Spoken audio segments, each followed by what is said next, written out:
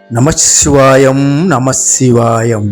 திருச்சிற்றம்பலம் திருச்சிற்றம்பலம். தென்னாட்டுடைய சிவனே போற்றி, எந்நாட்டவர்க்கும் இறைவா போற்றி. ஆகவே மேற்குறிப்பிட்ட செய்திகள் மூலம் கபாலீஸ்வரம் கடற்கரையில் ஏறக்குறைய 350 ஆண்டுகளுக்கு முன் இருந்ததென்றும், அஃது காலப்போக்கில் கடல் கொண்டதால் இப்பொழுது உள்ள இடத்தில் புதிதாக கட்டப்பட்டது என்றும் தெரிய வருகிறது. இப்பொழுது இக்கோயில் மதிற்சுவரின் உட்பகுதியில் 2 கல்வெட்டுகளும், முருகன் சந்நிதியில் ஒரு கல்வெட்டும், அம்பாள் சந்நிதியின் உட்புறத்தில் 2 கல்வெட்டுகளும், வடக்கு வெளி பிரகாரத்தில் வடக்கு நோக்கி 8 கற்களில் தொடர்பின்றி சிதறுண்ட கல்வெட்டுகளும் உள்ளன.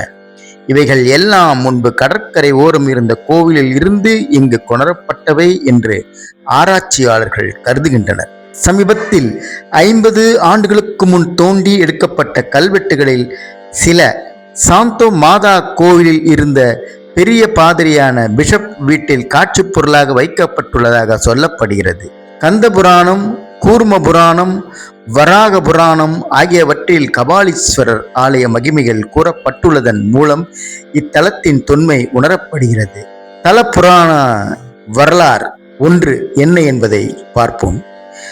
கைலையங்கிரியில் ஒரு சமயம் சிவபெருமானிடம் உமாதேவியார் மகிமை பொருந்திய பஞ்சாட்சர மந்திரத்தின் பெருமைகளை விளக்குமாறு கேட்டுக்கொண்டார். சிவபெருமானும் சொல்லத் தொடங்கினார். அக்கறையாக கவனித்து வந்த தேவியின் கவனத்தை ஒரு மயிலின் நடனம் திசை திருப்பியது. இதை கவனித்த முக்கண்ணர், எந்த மயிலின் ஆட்டத்தில் மயங்கினாயோ அந்த மயிலாகவே பிறக்க கடவது என சபித்தார்.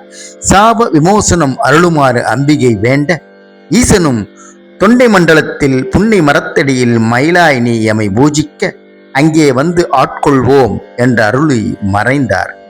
அவ்வாறே அன்னையும் பூஜிக்க சிவபெருமானும் தான் கூறிய வண்ணமே ஆட்கொண்டார். மயில் பூஜித்த பதியானதால் மயிலாப்பூர் எனும் நாமதேயம் வந்ததாக சொல்லப்படுகிறது.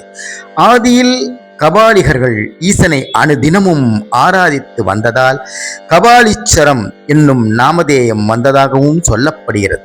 மேலும் தல புராணம் 2 என்ன சொல்கிறது என்பதை பார்ப்போம். அடிமுடி காண இயலாத அண்ணாமலை ஜோதியின் முடியை தான் கண்டதாக தாழம்பூவை சாட்சியாக வைத்து பொய் சொன்னார் பிரம்மா.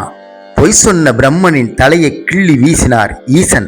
ஆனால் அந்த கபாலமோ கீழே விழாமல் ஈசனின் கையிலேயே ஒட்டி கொண்டது. இதனால் நான்முகன் படைப்பாற்றலை இழந்தார்.